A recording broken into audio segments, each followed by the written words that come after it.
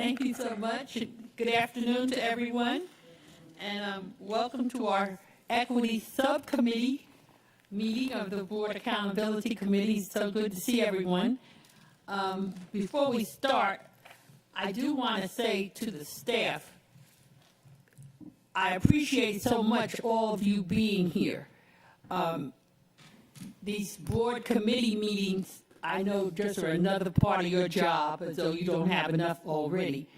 And I know it seems like, what is the purpose of them, since we look around and we don't see much of the public here? It's just board members and staff, so what's the purpose?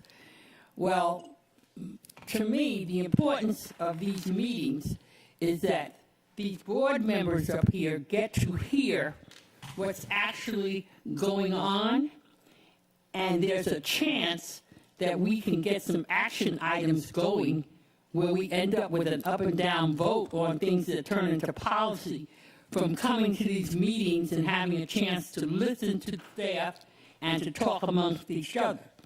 So as far as I'm concerned, this is a chance for me to get 1, 2, 3, 4, 5 votes towards some equity policy that we wouldn't necessarily get if we didn't have a chance to listen to staff to see what's actually going on and what's possible. So please don't consider this a waste of your time. It's really important, and I appreciate your taking the time to be here to support us on this. So having said this, the main thing I want to say before we turn it over to Mr. Feliciano is that this equity initiative has been very dear to me for a long time, and I do feel hopeful that we can do some things that actually put equity practices into our policies. And the fact that we're talking today about early reading, I was just talking to Olivia, and she has a child who's going into first grade, and she's very concerned about whether or not she's at the stage she should be with her reading development. Well, that's where equity comes in, because depending perhaps on where Olivia's child goes to school, on the programs and attitudes in that school, that may very much influence what Olivia is getting with her instructional delivery, and the people who are around her, and what's in place to see that she gets everything she can. So thank you again, and I'd like to hear from Dr. Hoskins-Brown on her perspectives. But reading, to me, if we could get this equity piece right with reading, and we could actually say, Savannah Chatham County Public Schools make sure that their third graders are all proficient at grade level in reading, then, you know, our job would be done. So it's very important to me, and I appreciate your help with this. Okay, Dina. Thank you very much. I just want to echo Mrs. Hall's comments about the importance of having you here. It is difficult when your plate is constantly overflowing not to see another afternoon meeting at a time when you could be doing something else. So we certainly appreciate the attention of senior leadership in our committee processes, because in addition to informing us in a way that we can immediately start forming policy, it also generates answers to questions that may happen in the discussion that the public can get immediately. It's not, okay, we had a question at this meeting, and we'll bring a presentation on the answer to another meeting. So that's extremely helpful, extremely powerful, and we appreciate your time. I also want to express, and I will get to your question about literacy, but I also want to acknowledge Mrs. Hall's leadership in advancing equity, and her leadership with the Academic Excellence Committee when she led it, and Dr. Howard Hall's leadership of that committee now. This is really where this conversation was born. It doesn't really matter what we do in the district if we don't do it in an equitable way, and if we don't identify what we need to do to generate the outcomes for all young people, no matter what school they attend. And so this is more important and is present in more conversations than many people know. A lot of times we have folks come to us having conversations about choice programs and admission standards and other types of things, but there are conversations happening in neighborhoods and communities where they're looking for the investment across the district that's going to bring the equity that we promised them a very long time ago.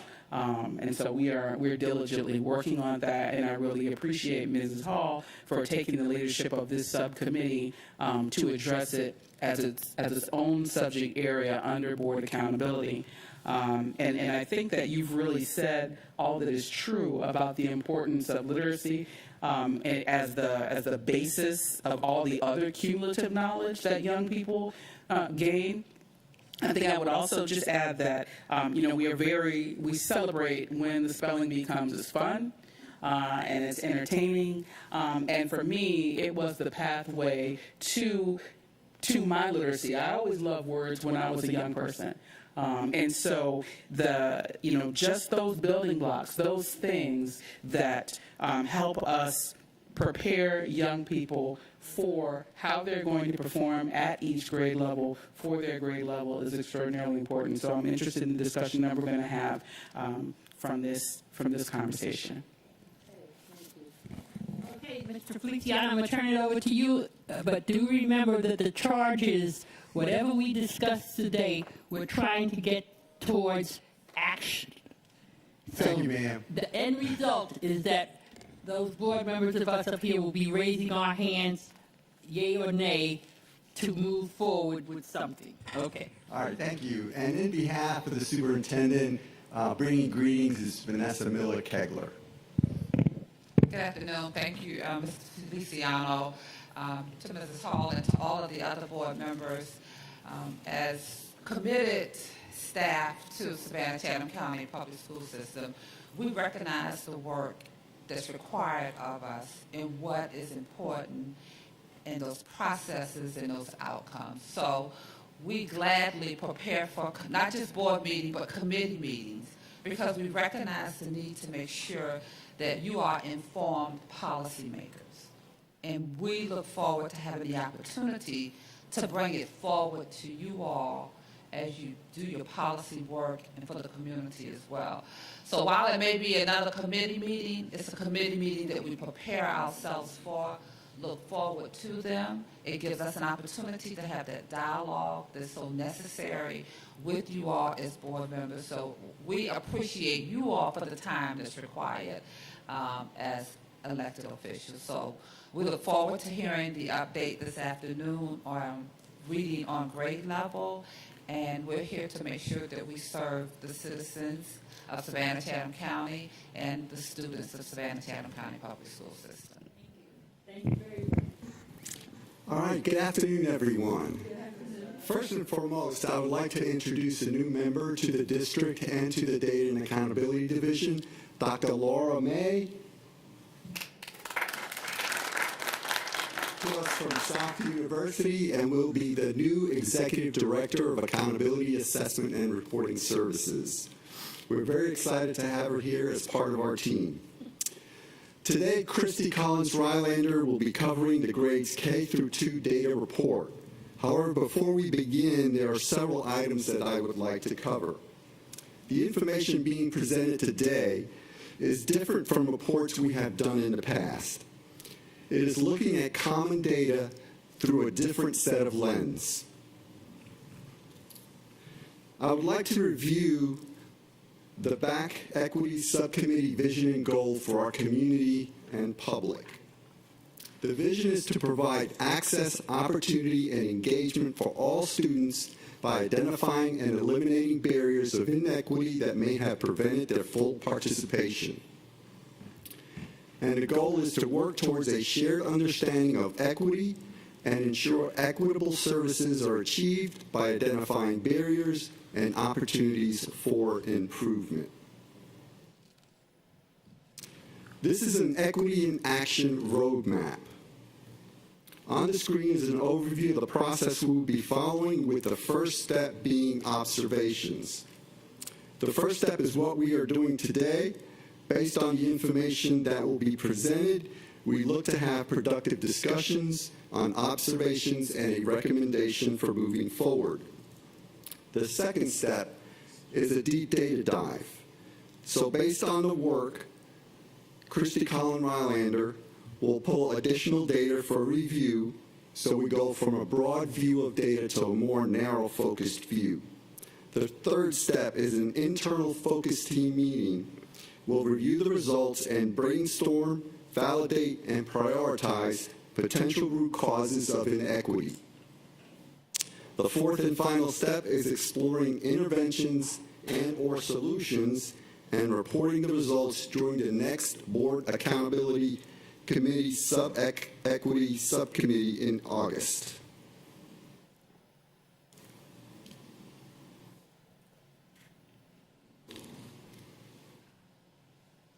So there are some key points to remember as Ms. Rylander reviews the data.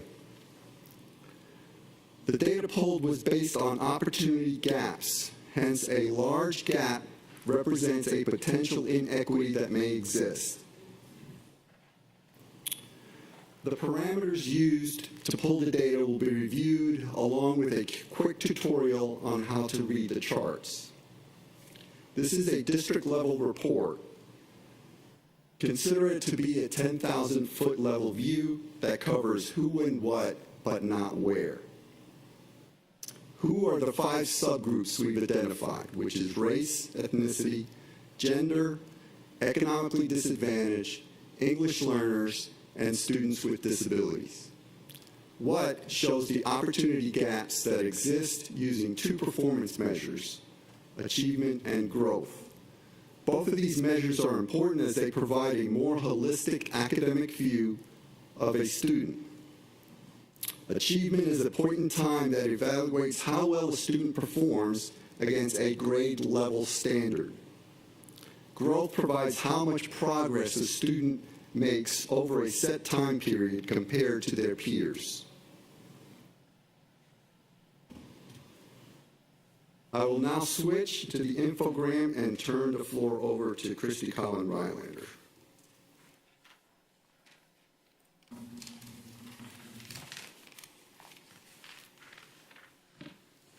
Good afternoon, and thank you to the committee and Mr. Feliciano and the entire team for giving me the opportunity to come and speak with y'all today about the data that we pulled in support of looking at potential equity gaps in our reading on grade level.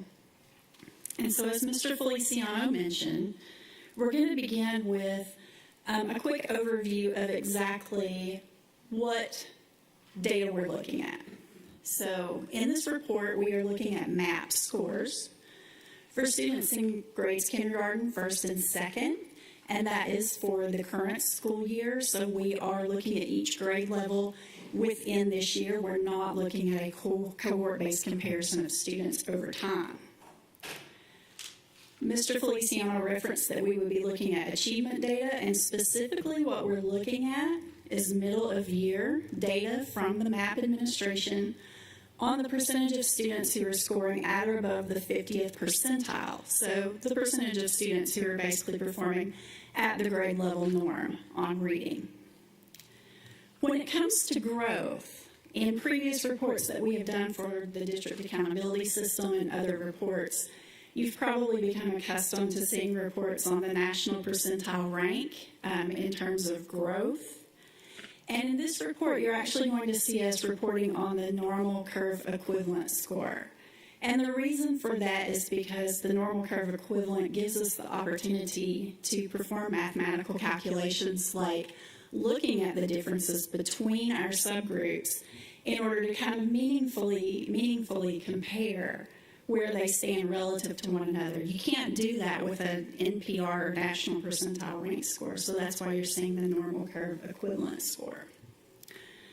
As Mr. Feliciano mentioned, we have disaggregated the data by grade level and subgroup, and our subgroups include race, ethnicity, gender, economically disadvantaged, English learner, and students with disabilities.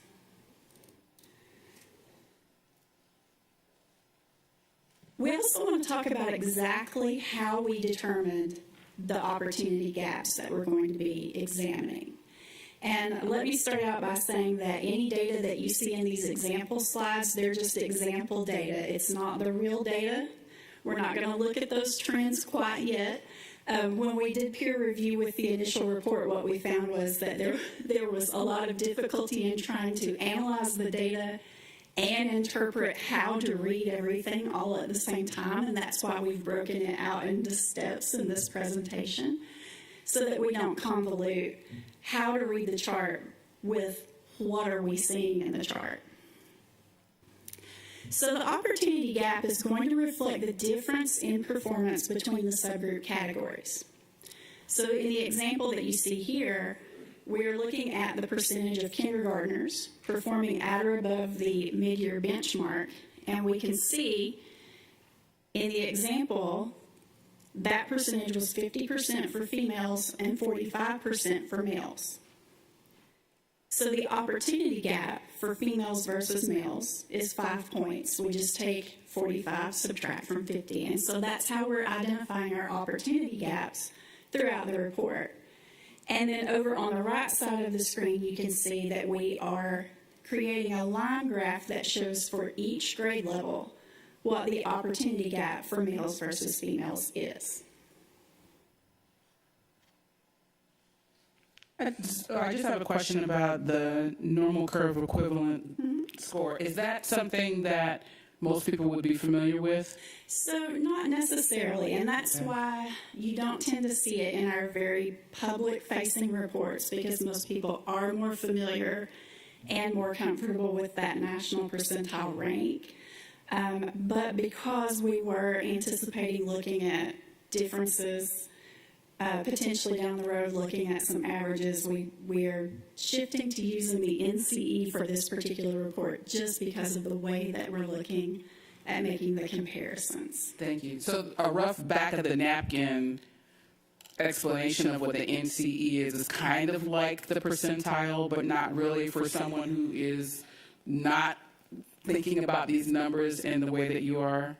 Yes, so basically the normal curve equivalent is just sort of another way of looking at where a student's score falls on the bell curve. Okay. So with a percentile rank, we're literally just ranking the scores and saying you had the highest, you had the second highest, you had the third highest.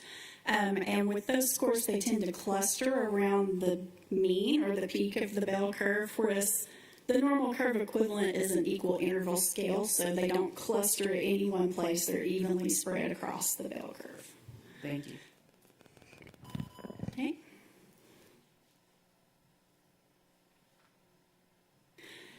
Now, specifically when we talk about our opportunity gap reporting for race and ethnicity, that's sort of a unique scenario because in our other subgroups, we have two categories, right? We have male, female, economically disadvantaged, not economically disadvantaged. But within race ethnicity, we have 5 categories that we're reporting, that we have sufficient numbers to report on. And so within the report that you're going to see, the way we have reported the race ethnicity subgroup categories is based on the difference between the highest performing subgroup and the lowest performing subgroup, whichever racial ethnicity category those may be. And so in the example we can see on this page, if we look at kindergarten again, notice that we've highlighted multiracial and Hispanic in the examples as having the highest and lowest performance when it comes to students at or above the benchmark. And so we look at the difference between those two particular subgroups to report our opportunity gap. And again, the line graph is going to look the same with the grade levels and reporting each of those opportunity gaps, but in this case, again, based on the highest and lowest performing subgroups.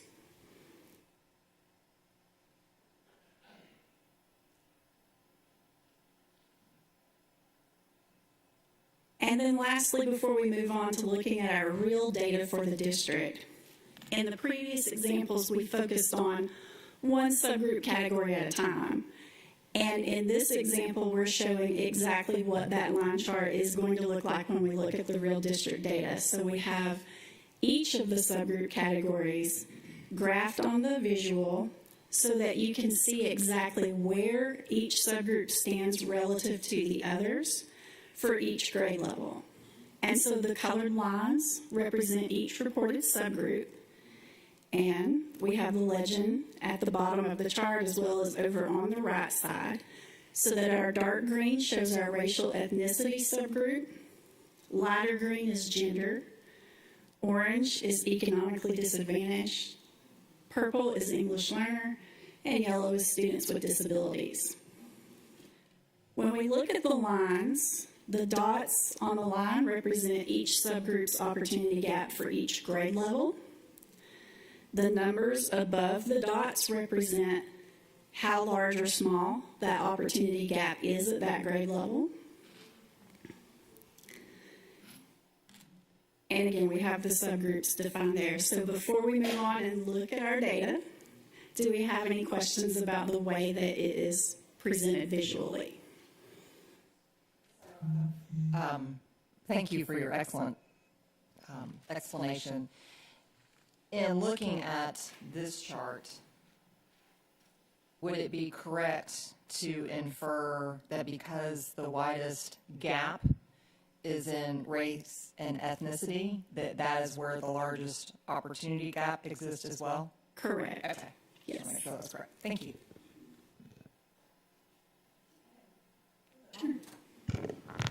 Looking at this chart with the opportunity gap, I thought you said it's the lowest and the highest, then you subtract. Where you get the difference to determine the opportunity gap. Because looking at the data chart, I see 30 as the lowest, for example, for the race. And I see 35 as the highest, but the middle dot is 28. So wouldn't that be 5, or could you explain that? So the difference is each one of these dots represents, in the race ethnicity category specifically, the dots represent the difference between the highest and lowest performing race ethnicity subgroups. Because that's the category where we have more than 2 to compare. And so we just took whichever the highest and lowest were. So that means that 30 says that in kindergarten, the difference between your highest performing ethnicity subgroup and your lowest performing was 30 points. And so if we were looking at this example data and trying to come to some conclusion, we can say, okay, so the dark green line representing race ethnicity is at the very top, right? And so those are where our greatest opportunity gaps are.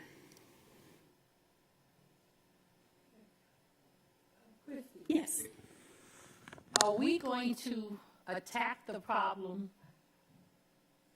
by subgroup, or are we going to try to do the whole shebang? So what we are looking at today, and this may make more sense when we go on to the real actual data, so we'll be looking at each subgroup's opportunity gap in a visual format.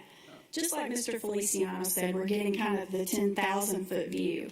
But then we also have a data table in there that will show you for each one of those subgroups not only what the gap was, but what their performance was in terms of both achievement and growth. And then from there, I think it's probably going to open up some interesting discussion and observations. And then we may be getting some next steps in terms of what do we want to zero in on and take a closer look at. Does that make sense?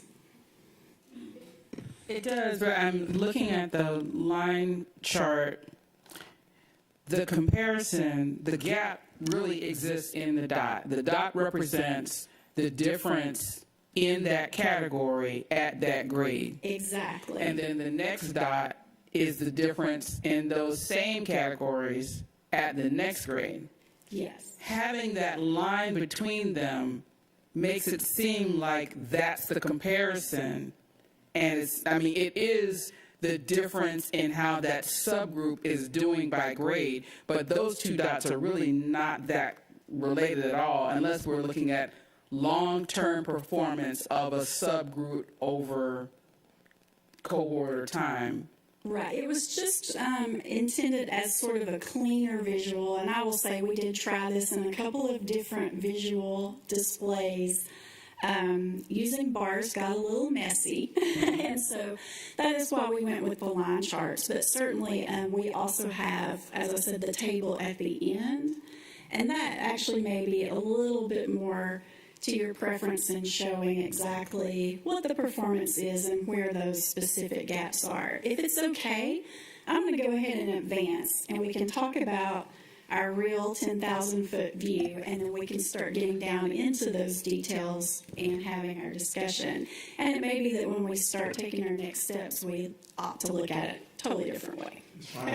I'd like to say something about that too. We as board members have a inclination to want to stop you and, as we go. We're going to try, board, to let her get to the end of her presentation. No. Oh, Dion, you're not the only one to blame. All of us do it. All of us do it. But we'll try to see if we can jot down our observations and leave you alone, let you finish. So I that like we don't having get the to conversations as we go along, Okay. but in the interest of keeping things moving forward. Yes, so to follow up on Dr. Hutchins-Brown's comment on the lines, she makes a valid point, but if you look at, when it comes to trends, when you look at like ED, economically disadvantaged, you can see a pattern there where in kindergarten they start with a gap of 15, then it grows to 19 in grade 1, and then to 24 in grade 2. So it's not in the direction that we would like to see that, but it is a comparison between one subgroup, which is economically disadvantaged versus non-economically disadvantaged. I'm sorry, Connie, it's making me itch. A line chart with connected lines means that that's continuous data, and it's not continuous data. So I know for the point of illustration and seeing it, we're just going to leave it and I'm going to be quiet. But it means that that's supposed to be a continuum of collected data throughout that line, and that's not what that is, but I'm going to be quiet.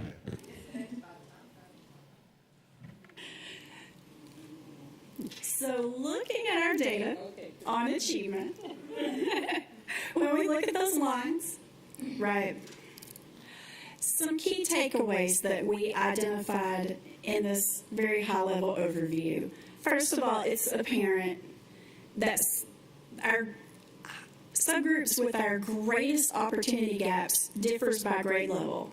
So we can't say that across the board it's all the same. As Mr. Feliciano just pointed out, we see some differing trends when we look at those kindergarten, first, and second grade dots and where they are relative to one another. So if we look at kindergarten, we can see that at this grade level, by far, our greatest opportunity gap exists in the English learners versus non-English learners subgroup. And that's a difference of 37 points in achievement.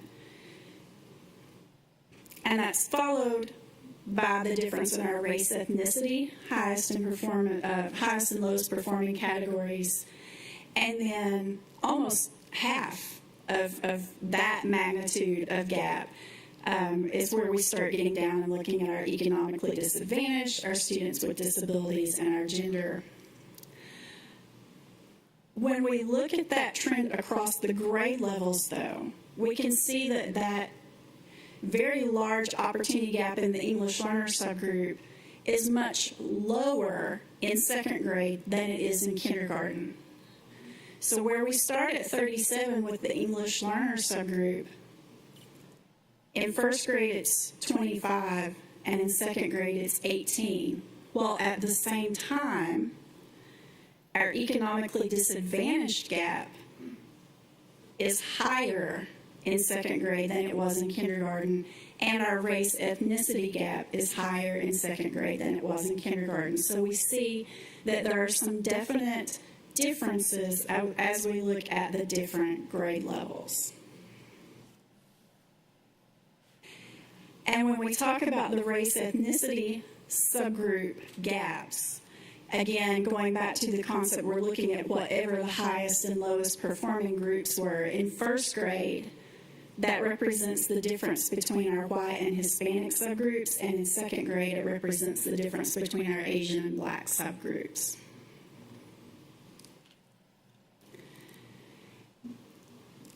Looking at our opportunity gaps and growth, again, we're using the same format here, but one of the things that jumps out immediately is that we're talking about a much lower magnitude in terms of the size of our gaps. So we have some fairly large opportunity gaps when it comes to achievement, as in our students meeting the national benchmark for their grade level.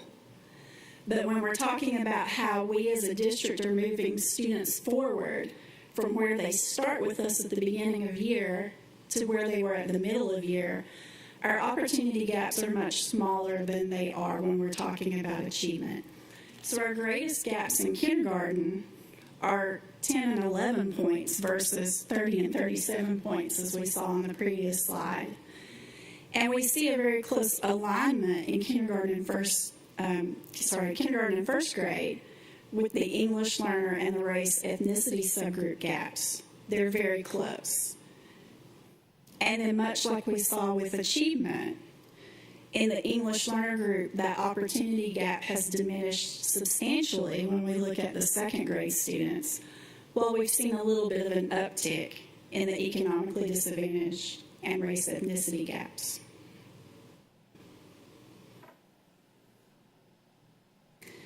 And then, as I promised, here is our data table that shows the additional detail in terms of, for each subgroup and grade level, what percentage of students scored at or above the benchmark, what the student's growth percentile was, what the average normal curve equivalent growth was, and you can also see what the size of each subgroup is. One of the things that we have to keep in mind is that particularly when we are talking about a few of our race ethnicity subgroups as well as our English learner subgroup, we're talking about a relatively smaller number of children in those with those status of being in that subgroup. So. And in the data table, you can see that we've highlighted where the greatest gaps occur as well as where the next closest gaps are inside in terms of their magnitude.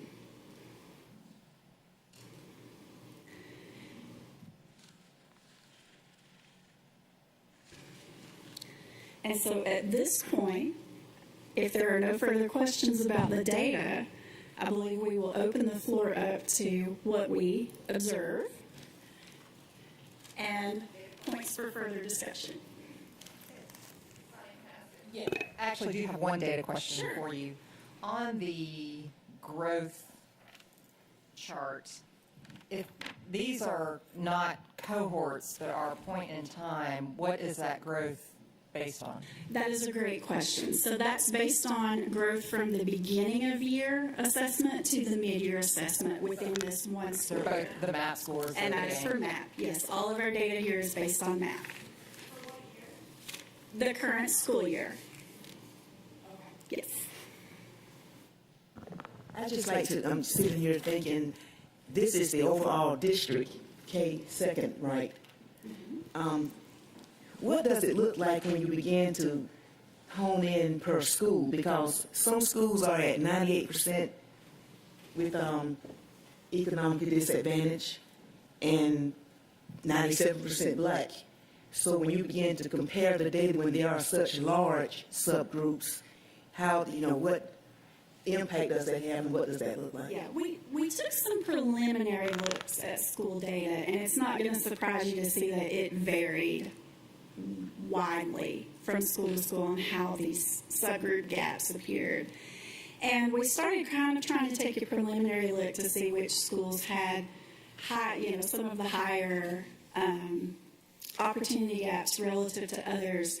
And there was no one clear, consistent trend. You would look and you would say, okay, wow, this school maybe has a huge gap between this subgroup and that subgroup, but another school with maybe a similar, on the surface, demographic profile might have their largest gaps in a totally different area. And so this is one of the areas where we thought there would probably be some opportunities for further questions and discussion around how we might want to look at that.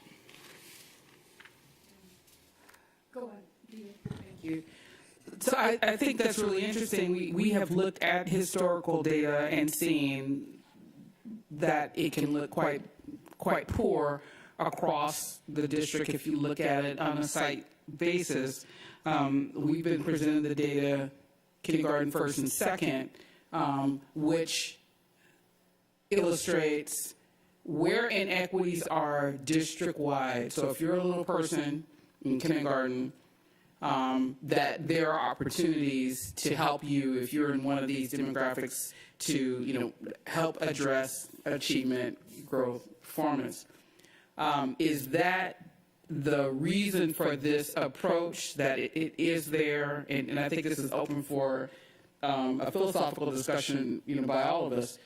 Was the data developed in this way because there's a philosophy of if you address inequity at the very young grades across the district, then that's going to create the preparation that'll make it so it doesn't matter where you are in middle school or in a K-8 or a high school, because some of the challenges that are taken care of in the early elementary grades will help deal with the achievement gap later on? Or was it just, this is a way to present the data that allows us to talk about the inequity without giving a black eye to particular sites that are having greater challenges? And we have gotten distracted by site-based challenges in the past at some of these meetings. So what was the thought? Were either of those the thought around seeing equity in this way? That's a very good question to ask. One of the drivers that pointed us in this was the request on focusing on early childhood literacy. So we focus on K2. That doesn't mean we cannot focus on the other grades to see if opportunity gaps exist. But I think this is a good base to start from. Based on the observations, if you see areas of concern, that's additional data that we would have to dig into, because we're looking at it through equity, and we're looking for what could possibly be those root causes that is creating these inequity issues that we're seeing. The committee can help us identify those areas based on the data that we present. So this first presentation, like Christy Colin has stated, is a district level view, does not include any school or information at that level. But basically, this is when you look at grades K1 and 2, achievement and growth, is there a particular subgroup that we need to focus on? I'd like to hear from the other board members before I say anything. Go on. When you first gave your presentation, I noticed you said the who and the what and the where. But we can't. What, but not where. Okay, who, not where. But we can't be oblivious to the why. And having the early childhood background that I have, I understand the importance of pre-K, which is not included in this because it's K-2, early learning. If you give an example, some children start kindergarten. For an example, to use an analogy, one comes on a big wheel, old-fashioned big wheel. One comes with a bike with a training wheel, and the other comes on a 10-speed. Which one is going to be ahead?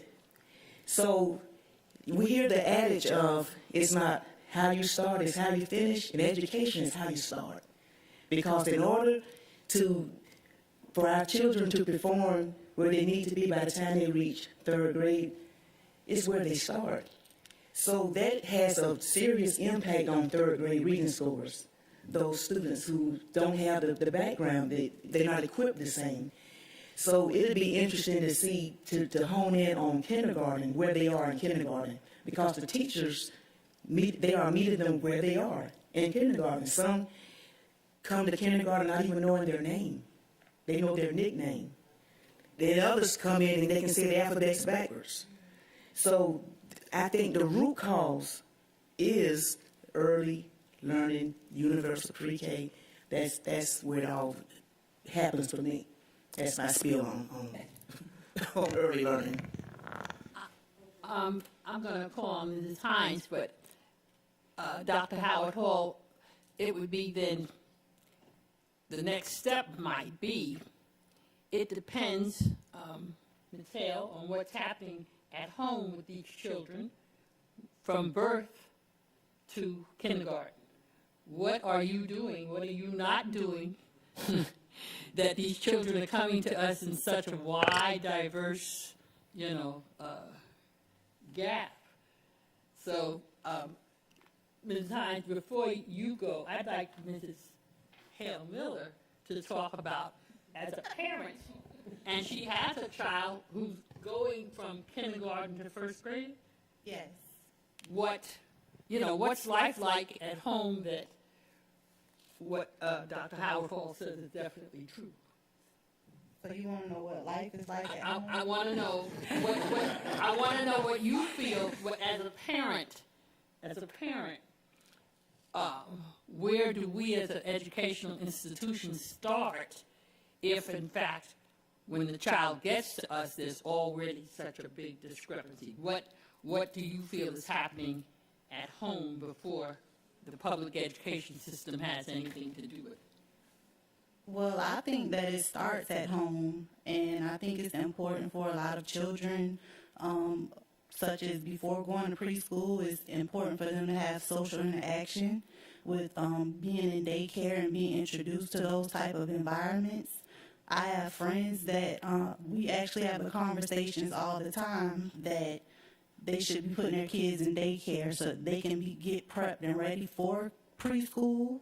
And some people opt out of sending their children to preschool, and I think it shouldn't be an option. It should be a requirement. But at home, I work with my children. I work with my son when he was younger. I have like a little study area for my daughter. We work on sight words.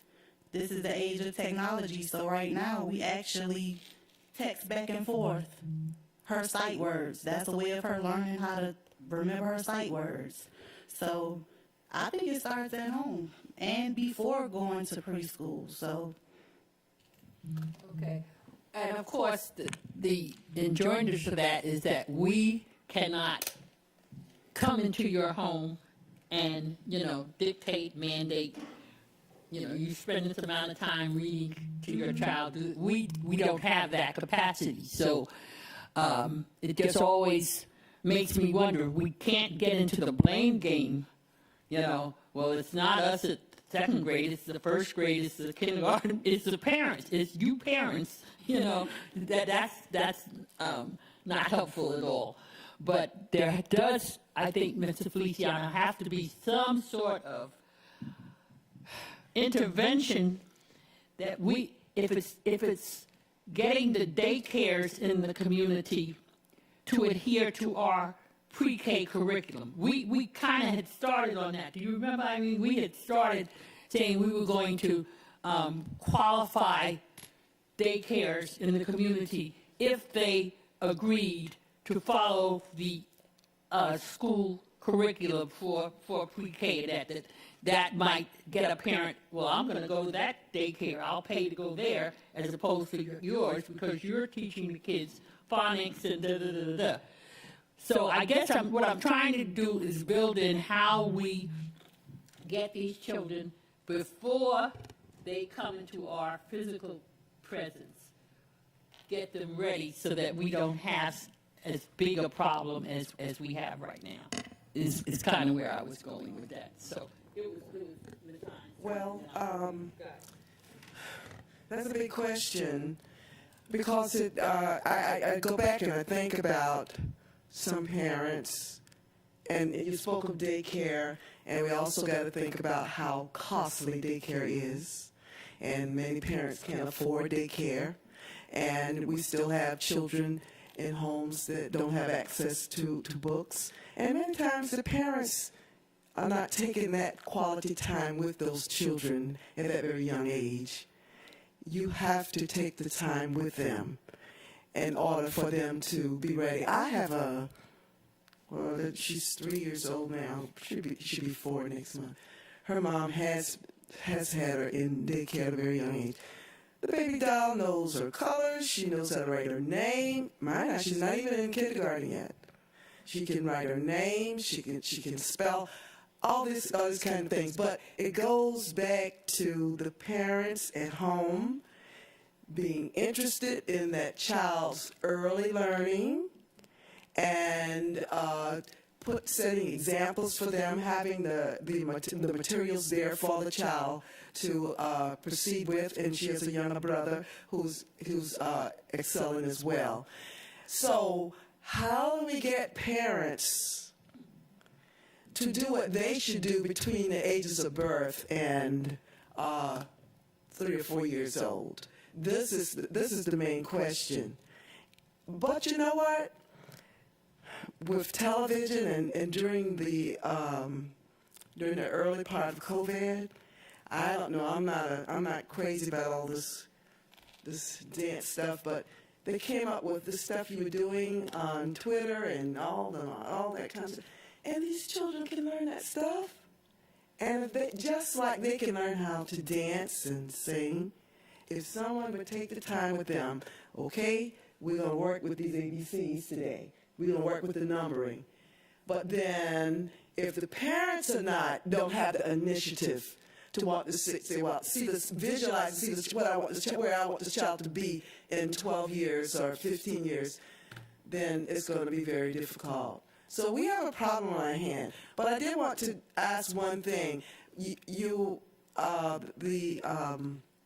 information here is from kindergarten through second grade. But that third grade is the year that we really definitely need to look at as well. And I'll shut my mouth. All right, Dion. Oh, no, Mrs. Mosley, and then Dion. Okay.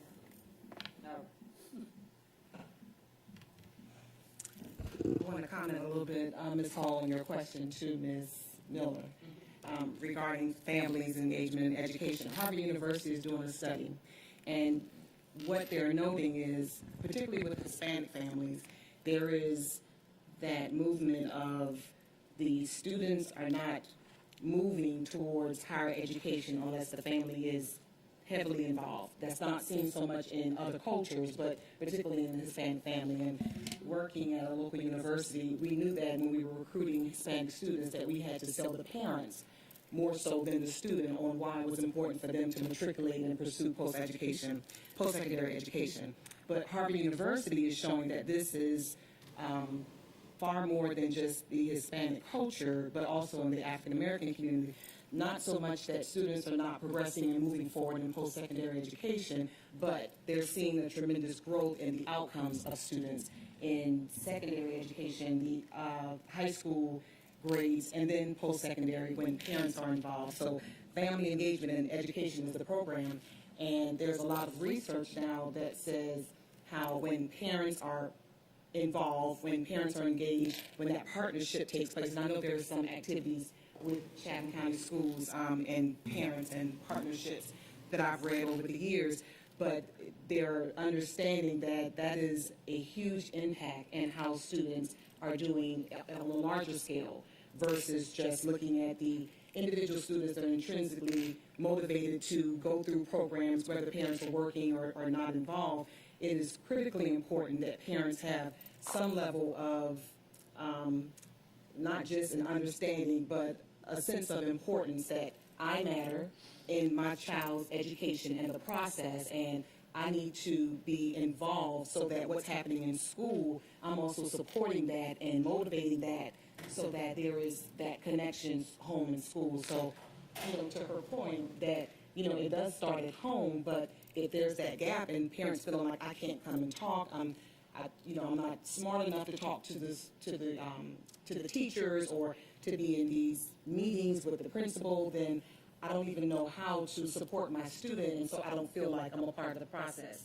So what we're seeing as I look at the data is interesting to see that the greatest gap among all subgroups are not in the male-female category or students with disability, because we often hear about, the greatest gains among female students versus male students at different ages, but it's not showing this at the early ages, and I just thought that was interesting to see the data that reflects that.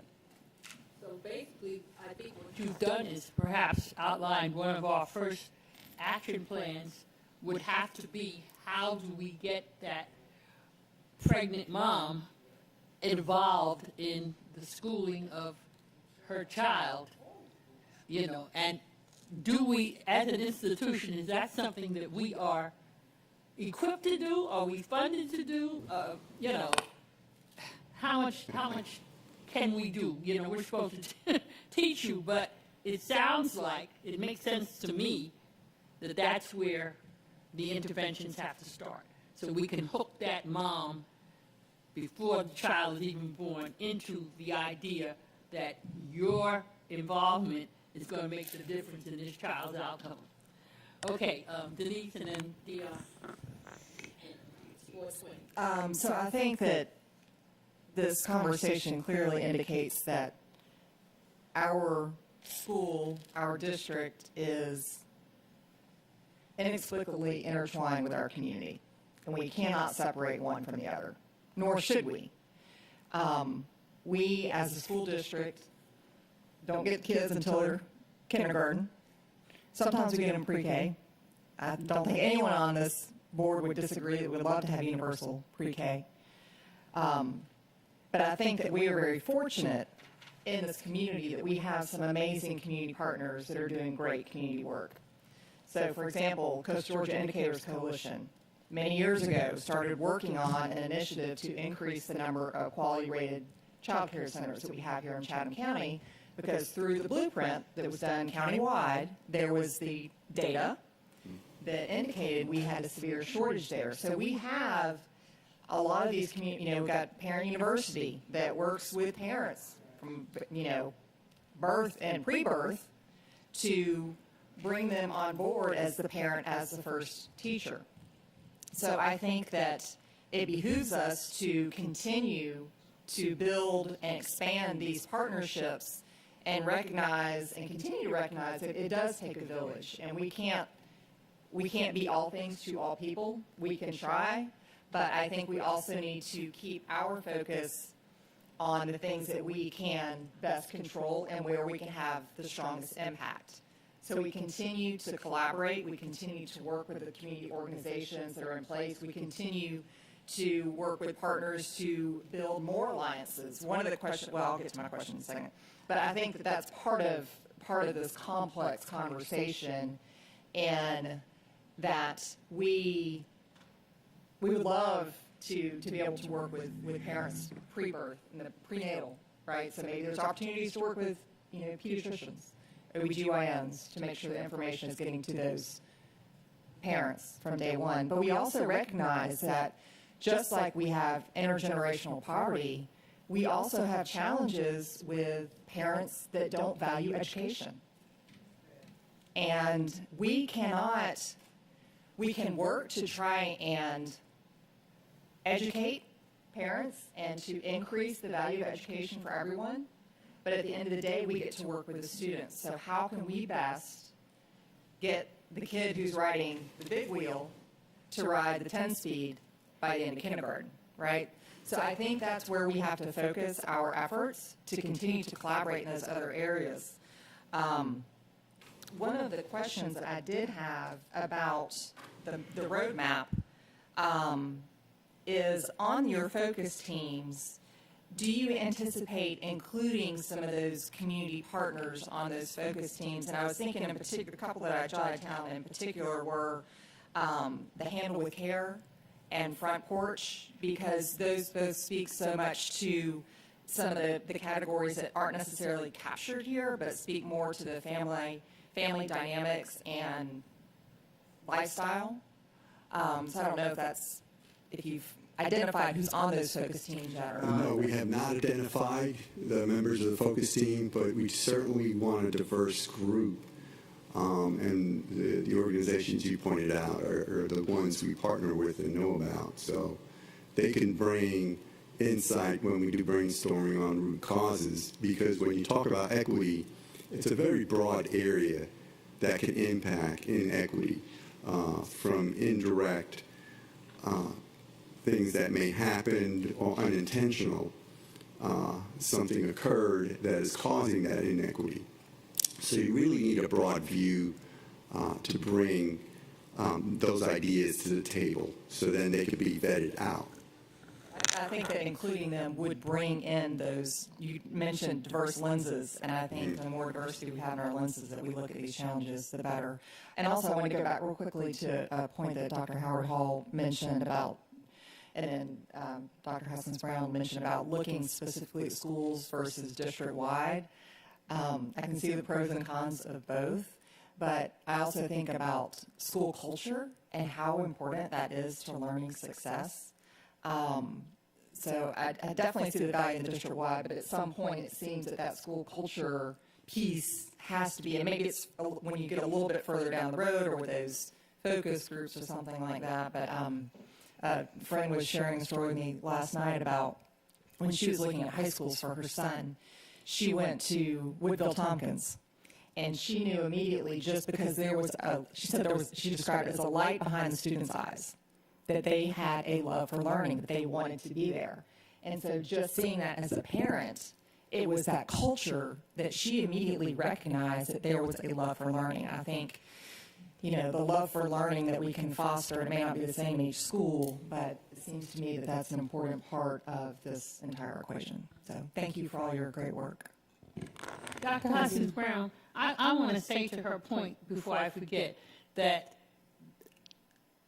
David, the problem I found with partnerships, parent, university, and all that, because if you think about it, that is a good way to get the community, places where we can't touch until the kids get to us.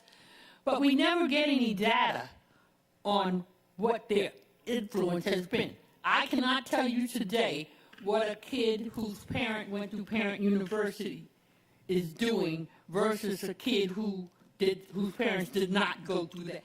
There doesn't seem to be any data. So maybe one of our interventions would be, okay, we're going to support those partnerships and involve them and expand them, but there has to be some kind of way that we have data that shows us this is what's helped, this is what hasn't.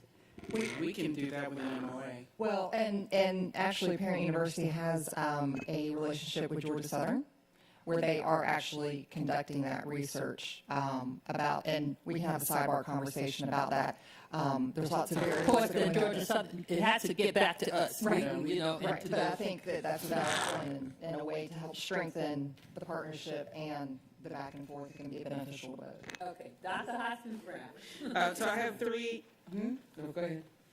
I just want to comment to your point about parents not caring about education. I've not done a survey, so I can't speak to that, but parents do care about their children. And so if it's by law that their children have to be in school, parents typically want their children to succeed in whatever they're involved in. So I think that's the beauty of this equity subcommittee, is to look at the concerns, because I think it could be a misconception that parents don't care about education because of the lack of investment they have in it. But as long as there are children involved, I think there will be a level of care or concern or interest just because of the child attachment to that entity.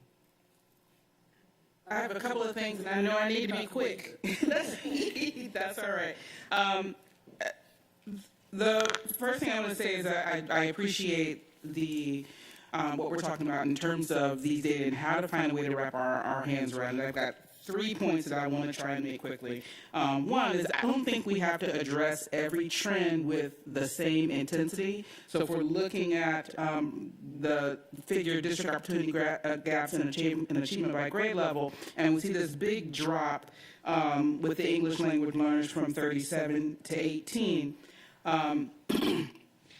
the drop in the gap, one of the things is that I see here, and this is just me looking at this, is that kind of makes sense, because if you're a kindergarten English language learner, you have immersion in an English environment.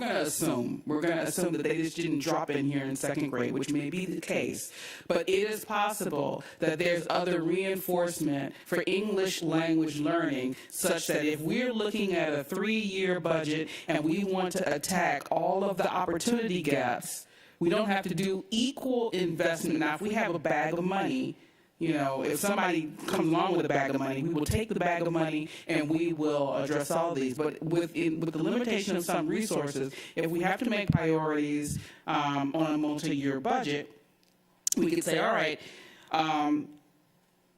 the achievement difference in our green line, which is our racial groups line, or with our orange line, which is our economically disadvantaged and non-economically disadvantaged. If we look at kindergarten to second grade, that gap is getting bigger, and it's going to have consequences in other places. Whereas if we look at the blue line, the gap is getting smaller. There's still a gap, but the gap is getting smaller, and there's other things likely happening. So I think that there's an opportunity for us to evaluate. We've been doing this a while. There's an opportunity for us to look at the investment that we've made in pathways and feeder schools, where we knew that little people at an elementary school were finding their way into a high school where there were still challenges, and we put in interventions at the district level to start assisting those feeder programs. We have some data now that we can look at and see if that was a good site-based investment. We also now have Land of Little People in a couple of places, which is a district-wide investment. And we can see, okay, what are the benefits that we've gotten from that, and what are the best practices that we can take. So I don't think we have to wait for all of the data. I think there's some data that can at least give us some clues on where to look in the future. The second comment that I wanted to make is that that's a programmatic level. That's a board approving a budget. Programmatic level, how do we look at the trends, and where can the investment go in the most efficient way? Looking at the district level in terms of the actual human resources that are going forward, I hear a need for parent facilitators. I hear parent facilitators generating more. Ms. Hale, William Miller. Did I get that wrong? No, that's right. Okay, all right. I'm sorry, I just look at her, she's always Hale. Okay. I see parent facilitators not just being in the schoolhouse, but working with our recreational leagues, working with neighborhood associations, working with the housing authority, working with faith organizations. I see, if there was a whole big bag of money, parent facilitators converting more parents, out on the football field, out on the soccer field, being able to engage and bring those values more to the fore. And then the last thing I think I covered most of it, but I think that this conversation about equity and about the value of education, I think this might have been sort of what Dr. Mosley was coming to, is people's behavior towards a resource is not always their attitude about the resource. Sometimes the way, the attitude in a family around educational achievement might not necessarily be a reflection of their opinion of educational achievement. It may just be that everything else is on fire, and I can't stop right now and do this. I am recovering from a third eviction. I'm working 3 jobs. I'm under-resourced in some other way. Or, hey, maybe I'm now 45 or 50, and I had an educational challenge that was never addressed, and I don't have the ability to help my children in the way that they may need. So there are lots of other things, as you said before, Ms. Hall, we can't even touch. We can't even address that. That doesn't even come into the schoolhouse. And so I think that our ability to have this conversation about equity and what the trends look like allow us to say, okay, this is a place where we need to have more social workers. This is a place where we need to have more parent facilitators. This is a place where, that classroom ratio really needs to come down a little bit more. So I appreciate your leadership in bringing this discussion forward and for the work that the staff has put in to give us something to really respond to. All right. I'm going to surprise everybody, and we're going to be out of here in a minute. But because I want to keep you coming back, I do worry that we don't have another meeting. Did you say till August? Till August. But if I may, Ms. Hall, one of the important things we wanted to walk away from here is an area of focus. Now, just as Dr. Hoskins says, if we had unlimited resources and unlimited funding, we could focus on all these subgroups and address all these gaps. But the reality is, right now, every school has school improvement plans in place. They have objectives that they've identified, and they have action items they're working on. At the district level, we have departments that have initiatives in place that they're executing and they're rolling out to the schools and monitoring. So we have to be very careful when we come up with new initiatives or a new strategy that it doesn't conflict or overlap or pull resources that are already dedicated to existing areas. So we were very cautious when we worked on this to move forward on addressing inequity that occurs in the district. So we really would like to walk away with one subgroup that you would like us to focus on so that we can look deeper into the data so that we can then bring it to the focus group meeting and discuss root causes. Because the root causes may be caused by a policy, it may be caused by guidance, it may be caused by scheduling, it may be internal or external, we don't know. We talked a lot about solutions, but we really need to go through the process to see what comes out of the focus groups. Mm-hmm.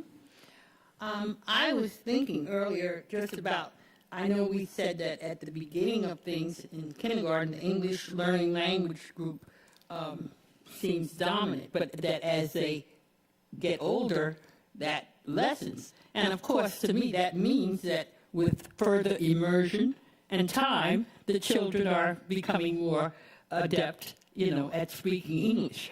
So, see, this is a great reason for board members to be here. We get to choose which area we're going to pursue. So I'll start with Ms. Grabowski, and we'll just go around and just all you say is a quick sentence. Which focus, and thank you for narrowing that down, because otherwise we'll never get to action items. You mean what color line on this chart, or what group? What subgroups? What so you can do it through are we process of going to- elimination if it becomes difficult. So just like you said, male-female was surprising that there wasn't a huge gap, that we do have programs in place to ensure there's equity within the male and female subgroups. Okay, Denise? You had to pick on me first, didn't you? Yes. Well, I mean, in looking at the data, it certainly seems that the disparities are greatest around race, ethnicity, and economically disadvantaged, which are so tied to our systemic issues as a culture and a community. So, I mean, I think that's where, but I think maybe this is an opportunity for us as a district to perhaps frame these community challenges through the lens of education. So not to, I don't think anyone can disagree that we have had challenges of racial conflict in this community, in this state, in this country forever.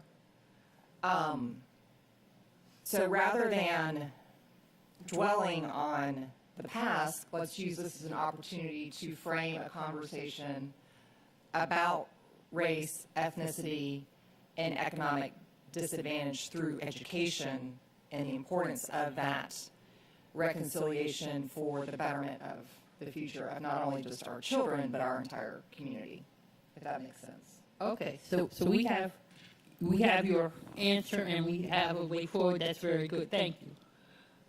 Dr. Hoskins-Brown?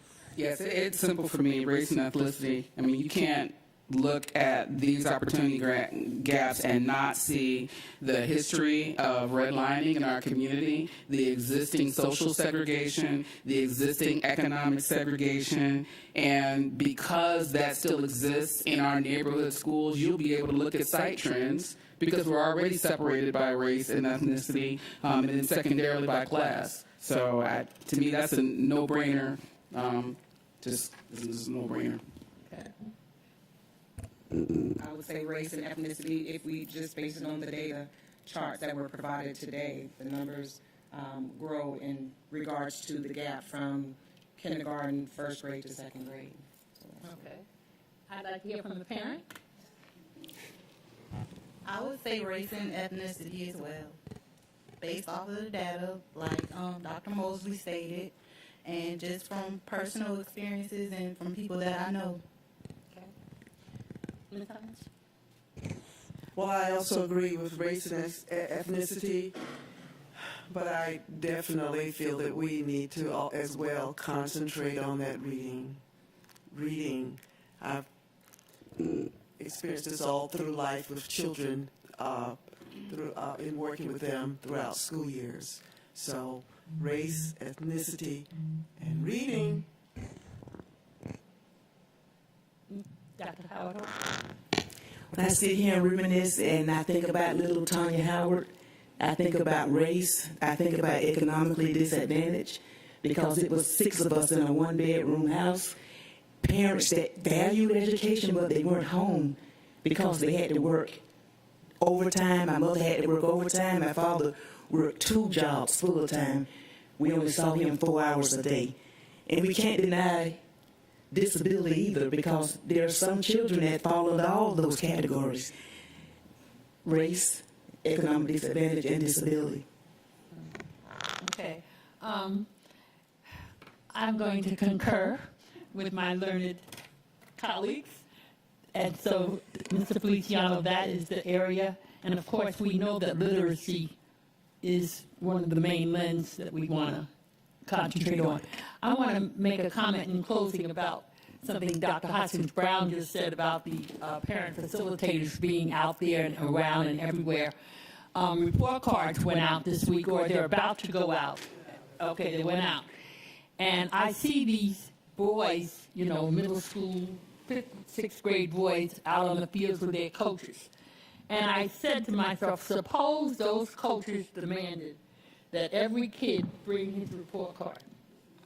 And depending on the look of your report card would determine if you get to play on Saturday. Or just what that one thing would be, that one expectation, what that might do in terms of inspiration, because that kid would go home with a whole different mindset.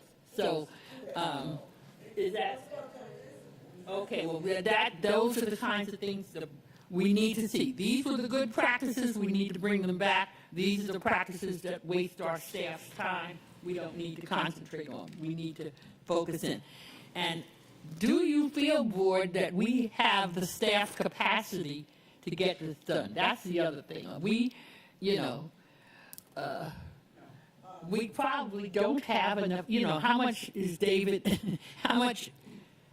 And maybe Mrs. Miller-Cable, you want to speak to that? What the staff capacity is for the problems that we have, and Ms. Ball Oliver, and then we'll go. 2 minutes each, and we'll go.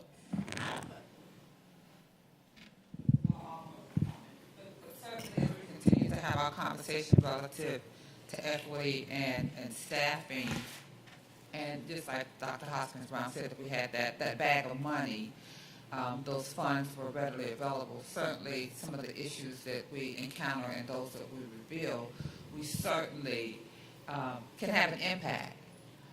So I'm gonna have my academic colleague, Ms. Oliver, talk a little bit about that. But we kind of see that across the spectrum, and we've been talking about it. I'm actually working on a comprehensive staffing plan for another department, another division, because we are looking at that and how we can best address those needs as they come forward by putting together, doing our research, doing the analysis to determine what those staffing needs should be in those areas. So I'm going to agree with my colleague and add to that. Mr. Ray shared with you a number of strategies that they're using in human resources as it relates to attracting and retaining teachers especially, but staff across the district. And so do we find ourselves in a challenge like most districts in the nation? Yes, we do. So at this time, we are working, and Human Resources is working diligently to actually fill those gaps that we do have.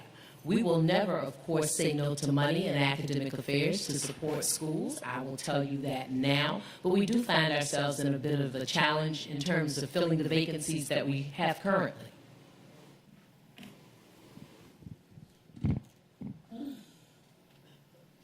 Well, we're not going to be disheartened.